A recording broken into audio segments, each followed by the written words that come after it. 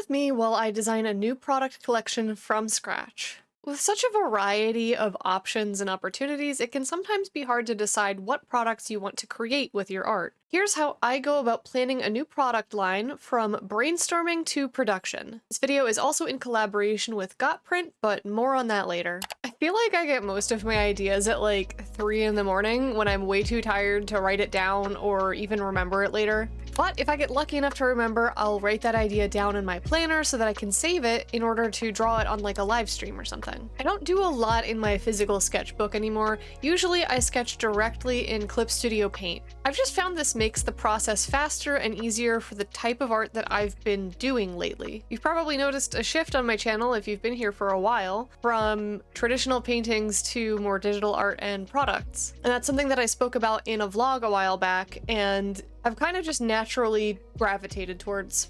But creating my art digitally has made the process faster since I don't have to worry about artifacts from physical media such as paper texture or dust getting into the final file. Once I have a few ideas or sketches down, there are a few things that I like to think about in order to determine if I want to move forward with a project. First off is my own excitement. I'm my own target audience, so to speak. Like, I make things that I like. So if I'm not personally excited about a project, it's probably not the right move. I'd like to consider how this idea fits in with my existing product line. If it doesn't mesh well with the general vibe of my store, it might have trouble reaching the right audience, and the customers that regularly shop at my store will find it out of place and are likely to pass over it.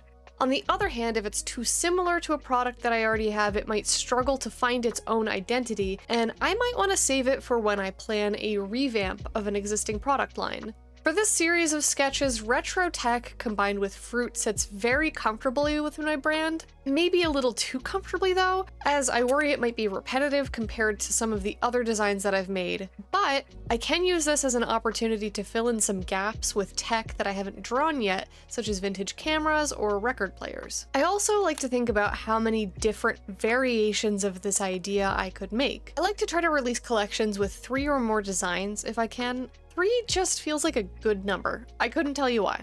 More design options does mean more work and more cost to produce. So I try not to go too crazy and make like 10 different designs. I think that would just squeeze my wallet dry. But having a handful of variations means potential customers can pick a favorite or buy the whole set. For this collection, I have 5 different variations: a cassette player, a record player, a camera, a legally distinct handheld game console, and a TV. And I like all of them equally, so I don't see myself wanting to make cuts with this. After drawing a few different designs, I can create a collection of just one product type, such as a series of stickers or prints with this set of drawings. But I also have the opportunity to plan a larger collection by reusing this same art on multiple different product types. By moving some elements around, I can expand this range of drawings to products like notepads, washi tape, lanyards, or keychains. It would take a lot of work, but I could also repurpose them into enamel pins. Of course, doing all of this is very expensive, so the last and possibly the most important thing that I consider is budget and the cost of creating each item. On a limited budget, things that you can DIY like stickers are much easier to make, while items like washi tape, notepads, and enamel pins can run the budget up into the hundreds or even thousands. So sometimes you kind of have to dial it back, unfortunately. As much as I would like to make all of the everything, I don't have unlimited monies.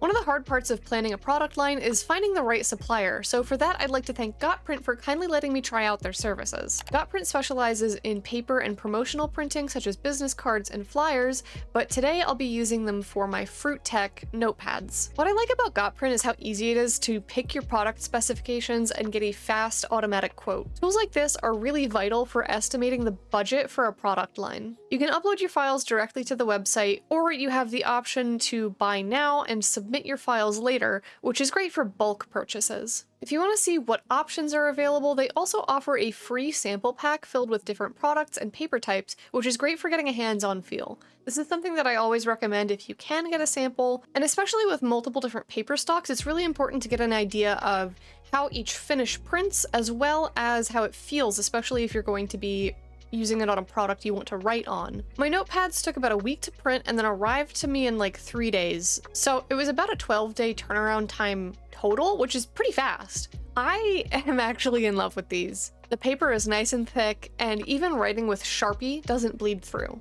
print is bright and crisp with beautiful detail. Even my little heart-shaped dots kept their shape, which I genuinely was not expecting. I kind of made those dots and was like, well, if they blur and turn into just regular round dots, c'est la vie, it'll just be my little secret. But no, they are still hearts. They're still tiny hearts, and they're so cute. If you want to give GotPrint a go, you can use the coupon MadameBerry for 10% off your order. Details are in the description. Thank you so much again to GotPrint. With both a variety of designs as well as product types, you can start to think about how best to market your collection. You can ask questions like, can these items be bundled to incentivize larger purchases? For instance, a notepad bundle with one of each design, or a themed bundle for each fruit, including a notepad, sticker, print, and anything else I'm able to produce. Looking at the products that I currently offer, I think it would probably be best if I did a notepad bundle, because even if somebody really likes a particular design, for instance the strawberry cassette tape, they might not want it in a sticker and a print and a notepad and a lanyard and a whatever else. But somebody might be really into stationery and want a whole bunch of stationery. Customers usually think more about how they're going to use a product rather than wanting all of a specific design. So that bundle, the stationery bundle, lets them try a variety of different designs. And so now I've taken a product from conception to fruition.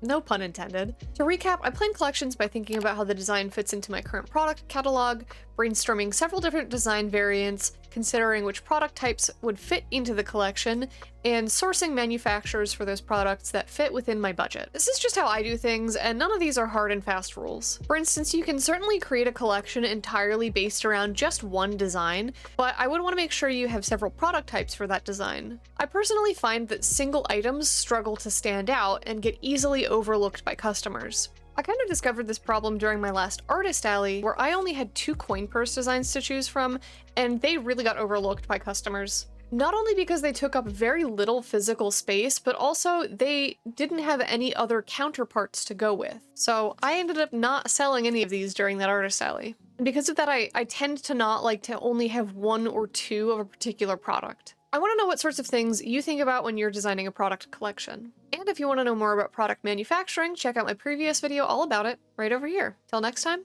stay weird.